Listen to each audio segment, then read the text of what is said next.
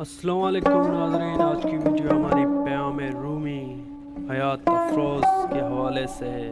Video شروع کرنے سے پہلے ہمارے چینل کو ضرور سبسکرائب کریں۔ آئیں چلتے ہیں پیام رومی موضوع کی طرف۔ اس میں کوئی شک نہیں جو کلام نفسانی خواہشات سے پاک ہو تو وہ اپنے اندر الہامی رنگ رکھتا ہے، اور زیر غور دونوں شعراء کے کلام کو کلام حق یا آواز دوست سے تعبیر کیا جاتا ہے۔ اس بات سے انکار نہیں ہو سکتا کہ ایسے لوگوں کی زبان میں حق گفتگو کرتا ہے۔ گفتہ او گفتہ اللہ بود۔ مولانا رومی رحمۃ اللہ علیہ کو علامہ اقبال رحمۃ اللہ علیہ نے ان کے کلام میں تعمیری خوبیوں کی بنا پر اپنا مرشد تسلیم کیا ہے۔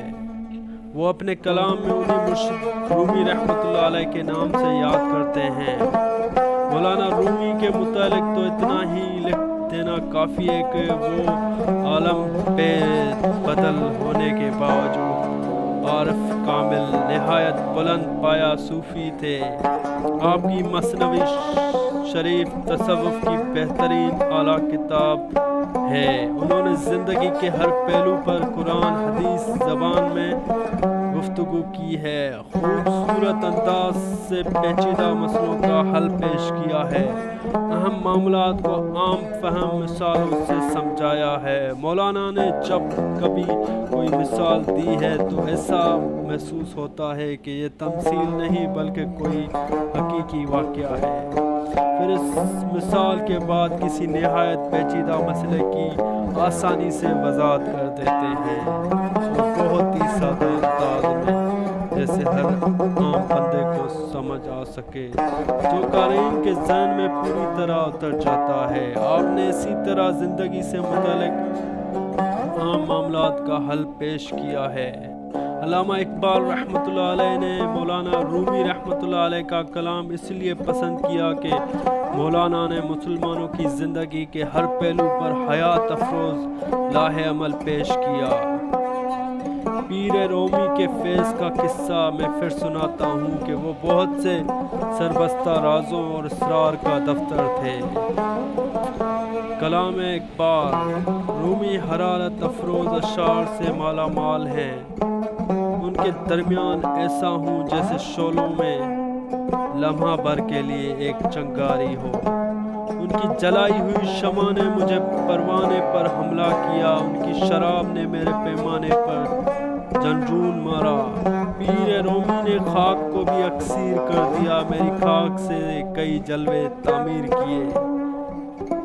چنانچہ میرے ذرے نے اس خاک کی بیاباں سے سفر کیا اور شعاع آفتاب پر ہاتھ ڈالا۔ میں ان کی شراب سے بہت مستیاں حاصل کرتا ہوں، میری زندگی انہی کے دم سے وابستہ ہے، انہی کے فیض سے، انہی کے پیام سے۔ علامہ اقبال نے جو اپنی فارسی کتابوں میں مولانا روم کا جو ذکر کیا ہے وہ ملاحظہ ہو۔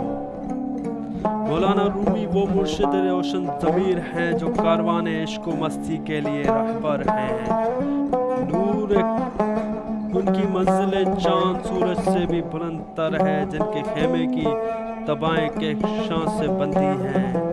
قرآن کا نور ان کے سینے میں موجود ہے، جام جمشید ان کے آئینے کے سامنے شرمسار ہے۔ اس پاک باز بانسری سرا کی بانسری نے میرے بدن میں پھر سے ایک شور برپا کر دیا۔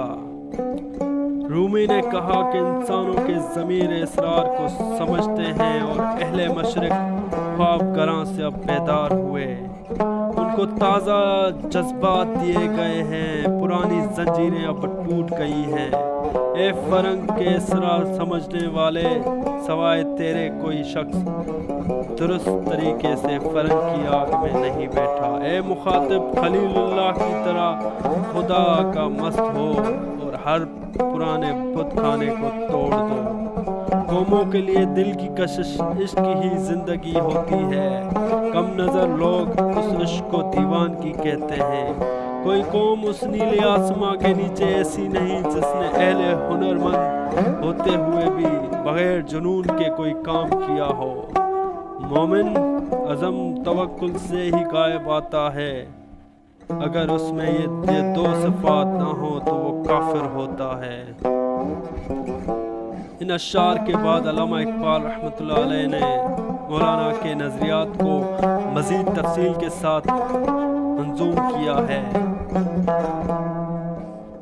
میں نے بہت سے نکات کو پیر رومی سے سیکھا ہے، ان کے حروف سے میں نے خود کو چلایا ہے۔ اگر مال کا جمع کرنا دین کے لیے ہو تو رسول مقبول صلی اللہ علیہ وآلہ وسلم نے فرمایا کہ سال مال اچھا ہوتا ہے۔